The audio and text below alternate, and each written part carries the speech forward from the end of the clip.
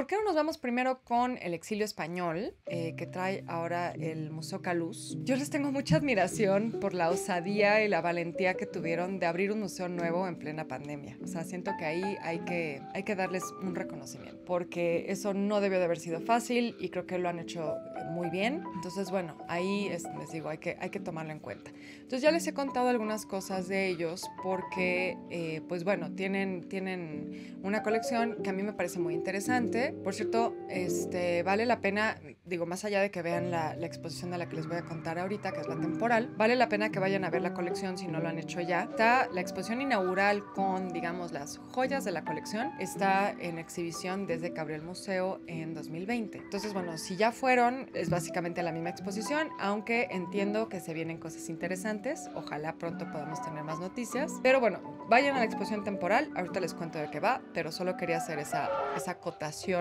porque la colección es realmente muy interesante, vale la pena que la vean. Hay obras de las grandes firmas de la historia del arte mexicano, pero lo que a mí me parece más interesante es que están combinadas con otros artistas que han quedado un poco opacados por esas grandes figuras del arte, artistas de los que no se ha escrito tanto, que sin embargo en su época fueron muy significativos su obra y fue muy importante lo que hicieron, y quedaron como que un poquito diluidos en las narrativas sobre la historia del arte, y sobre todo hay mujeres en esa colección representadas de una manera importante. Pero lo que nos traen ahora para la exposición temporal es Francisco Marco Chilet, y tengo que decirles que para mí fue toda una revelación este personaje.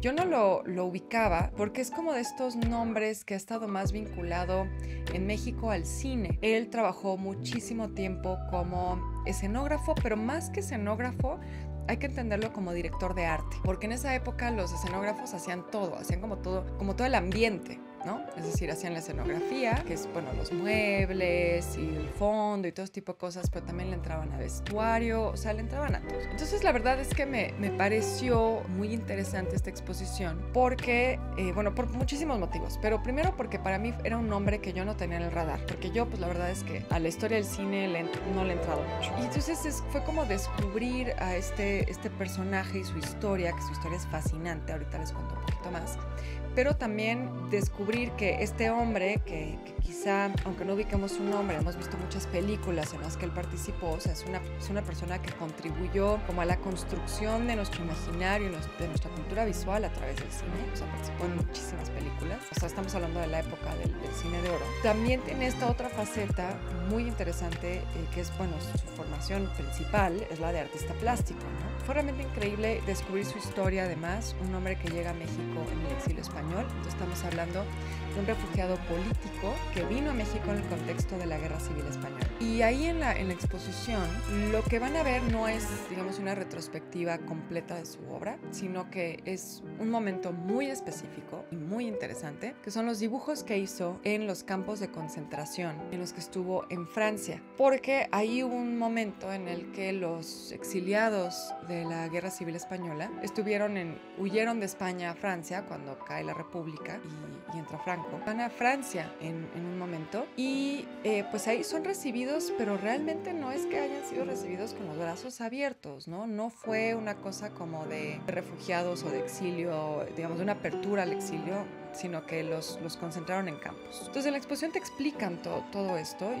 y está muy bien la combinación de los dibujos que hizo en ese momento con citas de cosas que él escribió o de discursos que él dio a propósito de cómo era la vida en estos campos de concentración. Entonces es interesante porque retrata un momento histórico muy particular y un momento histórico que no debemos olvidar, creo, y que precisamente el momento que escogieron para exhibirlo, que entiendo que fue una coincidencia total, o sea, esto es un proyecto que ya se venía trabajando mucho antes de la invasión rusa de Ucrania, pero verlas ahora en el contexto que estamos viviendo, pues nos recuerda la importancia de no olvidar estos episodios, de seguir mostrando el trabajo de quienes lo representaron, de quienes fueron críticos de lo que estaba pasando en ese momento. Entonces creo que eso le dio para mí una relevancia muy importante a esta exposición por todo lo que estamos viviendo ahora, y sobre todo porque lo que representa, pues la verdad es que es devastador, o sea, es estas condiciones en en las que piensas como a unos refugiados, a gente que está huyendo de una persecución política, de todas sus implicaciones, ¿no? Básicamente es gente que está peleando por sobrevivir. No todos refugiados políticos, por cierto, o sea, no todos es por una persecución, digamos, directa, sino simplemente como lo que estamos viendo en Ucrania.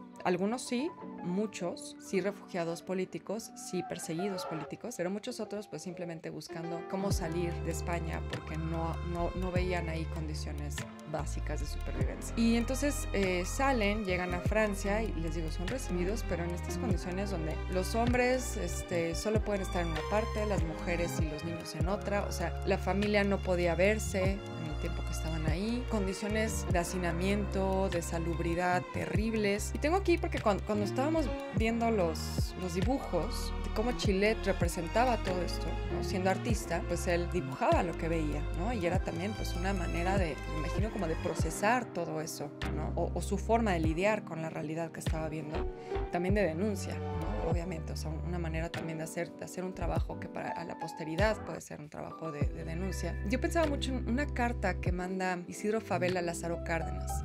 Isidro Fabela fue instrumental en que México recibiera el exilio español y que México tuviera esta política de apoyo a asilados. Describe, esta carta la manda a Lázaro Cárdenas, está fechada el 24 de febrero de 1939.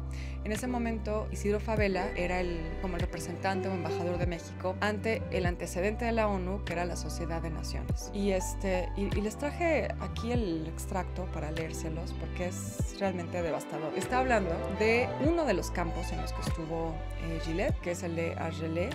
Estuvo en el de Argelès y después se transfiere. Pero Argelès-sur-Mer fue el peor, o sea, las peores condiciones posibles. Entonces aquí describe Isidro Fabela que se concentraron aproximadamente 100,000 hombres. Y dice, esta enorme avalancha humana quedó instalada frente al mar, sin otro límite que la playa y una cerca de alambre con púas fijadas en una extensión de 2,5 kilómetros de largo por 1,5 de ancho. Fuera del campo existen unas cuantas villas que ocupan las autoridades francesas y algunos españoles que han prestado servicios de emergencia desde su llegada y que lograron captarse la confianza de los jefes respectivos. El campo de concentración propiamente dicho no tenía, al crearse, ni una tienda de campaña, ni una barraca, ni un cobertizo, ni un muro, ni una hondonada, ni una colina, ni tampoco árboles, arbustos, ni piedras.